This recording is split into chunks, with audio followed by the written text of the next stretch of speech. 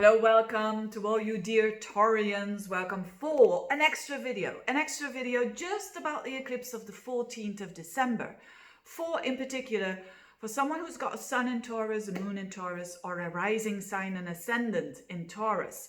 Now, I made videos about the monthly horoscopes, if you want to check that out in a more broader perspective. I made videos of the eclipse that is coming up on the 30th of November. Now this one is just about the eclipse of the 14th of December. Now why do I do this? Because it's eclipses are felt weeks before they are occurring. And this is a very interesting one, and especially for the Taurians, I really like it because it's gonna help them in finding stronger value in themselves, which I really like for all of you, but specifically for the Taurians. Now, what is going on the 14th of December? Well, the sun and the moon are joining together in Sagittarius at 23 degrees with the south node. So we call that south node eclipse, an eclipse with the south node. Now, for those of you, the nerdy astrology students around you, or I mean, I call myself a student as well because you keep on learning, right? But it belongs to the Saturn cycle full south, and it has to do a lot with strong feelings. But apart from that, this eclipse, as I said, is with the south node. So having a total solar eclipse is all about endings and new beginnings, right?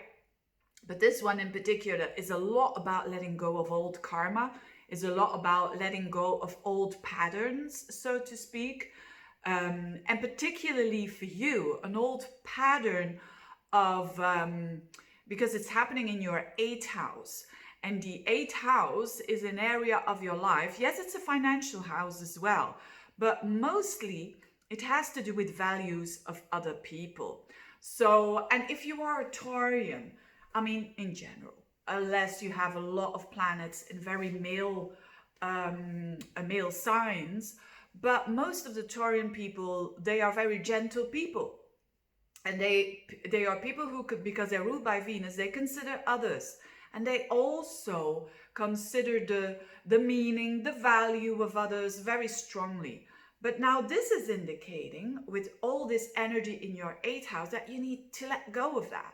That it is a good time to go to your own value and to stay with you rather in a way, so to speak. So letting go, which is the south node, which is Sagittarius, which is the opinions of others, which is the perspective of others. It's not to say like it's only my way or the highway, but maybe recently you have been a bit too dependent on other people's opinion, on other people's resources, whether it is emotional resources, financial resources.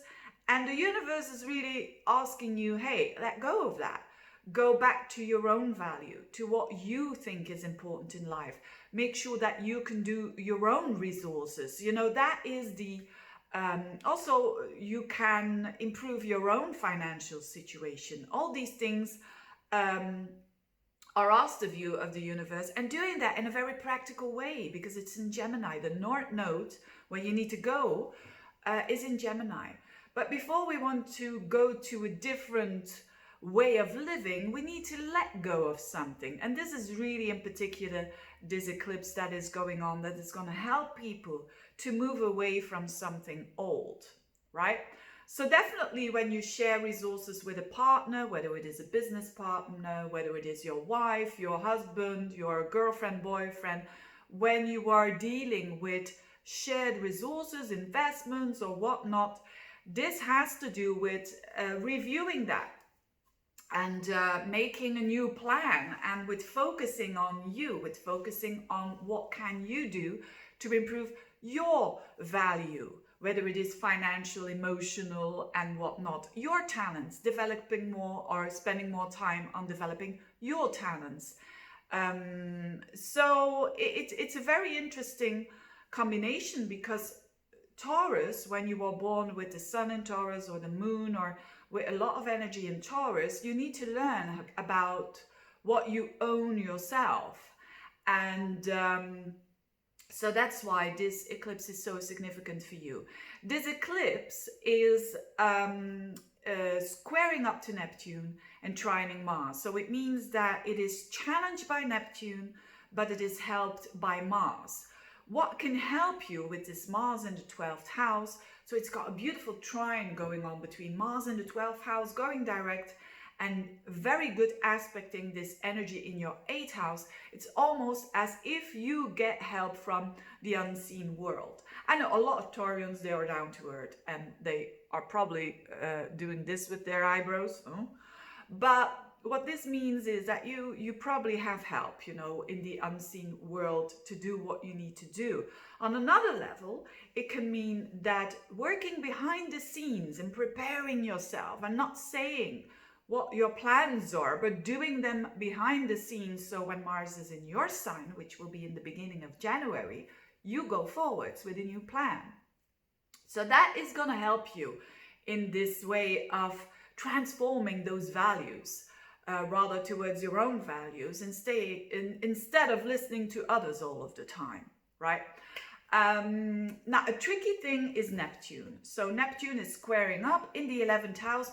So that means that you have to be very mindful of new objectives. You also have to be mindful of maybe there is an old friend or some old friends that you feel like, I don't know, it's a bit off there. Investigate, you know.